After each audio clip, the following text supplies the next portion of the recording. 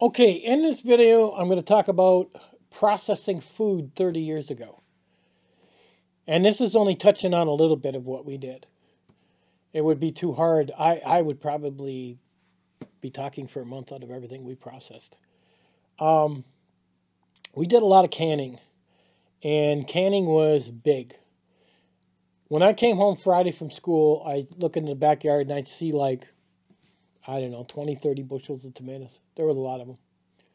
I'd walk in the house, the old man be sitting at the table. He'd say, "You see what's out there?" I said, "Yep." He said, "You know, you're not doing nothing tomorrow." I said, "I know. I'll be here." He said, "Okay."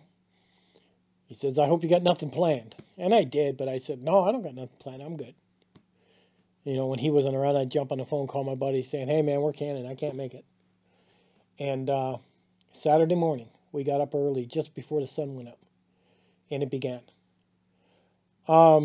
He had an assembly line hooked up. I would be outside on the machine, you know, the one you crank to make the tomato juice. Well, he had that hooked to a motor, so there was no cranking, thank God. And we'd push the tomatoes through, and it would go into a huge pot to make tomato juice, which in turn he carried into the house. And my mother would process into 1 gallon canning jars, big jars. Now, in the house, my mother was in there with the two sisters, and they were blanching, peeling, coring, and then my dad would carry those out. So my dad was like the strong man for carrying everything. We all did the processing. And within those 2 days, we processed so much and did so much canning, it was unbelievable how much my mother did. And it was hot in the house. Oh, it was hot when you start doing that type of canning. She didn't like the pressure type cooker because there was all kinds of stories about people getting hurt with them and the lids flying off and taking people's head. People even got killed with those things. And that was 30 years ago. Maybe they're different now, but back then a lot of people were getting hurt using them. So she did mainly water canning. And if you don't know how to do that, you really should. You don't have to do as many bushels as we did. But you should go get a couple jars and get a few tomatoes and teach yourself how to do that off YouTube. It's definitely a good skill to learn. We also did processing of fish. Every spring, we had a section where smelts, they were called. And they were small silver fish about this big, and they would run in the spring because they'd have to, have their babies. We had a humongous 12 by 12 net on a big pole, and we'd use a lantern. And I have my lantern here, the lantern we actually used, my dad had. And it would go in the water, we'd pull them up, swing the wooden pole over, and us kids would run over to the net and start picking up the fish and throw them in garbage cans. We literally came home with like 4 garbage cans filled to the top of all these smelts. This took about maybe 5 hours. It did not take long. When the smelts were running, they were running. And there'd be people all lined up down the shore. It wasn't just us out there. I mean, I'm talking, easy over 1,000 people all the way down along the shore. Everybody was down there getting smelts. It was like being in a city with all these lanterns going.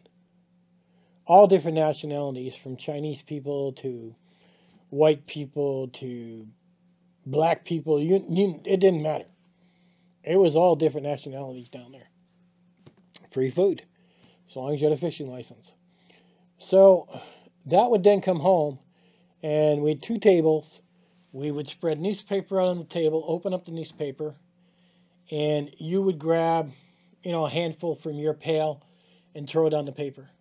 You'd start scaling, cutting heads off, gut it, throw the smelt you just cleaned into a pot in the middle of the table. Now, once that paper in front of you ended up with too many guts and stuff, you take the paper and just flip it over. Grab another one, do it again. And you would go. You're on a time clock. It's only going to stay good for so long before the fish starts basically spoiling. You go as long as you could. I went sometimes 2 days nonstop. If you could stay awake, and there was a few years I did, my dad would actually call in on Monday and say we were sick from school. We didn't go to school. We kept cleaning. That became more important than the actual school day.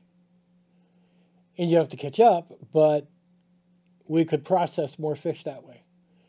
And my mother would be, packaging, and putting them in the freezer in Ziplocs is what she was doing.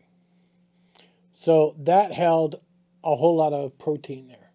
So you had your canning, you had your processing of smelts, then we had hunting, and then we had fishing too in the summer.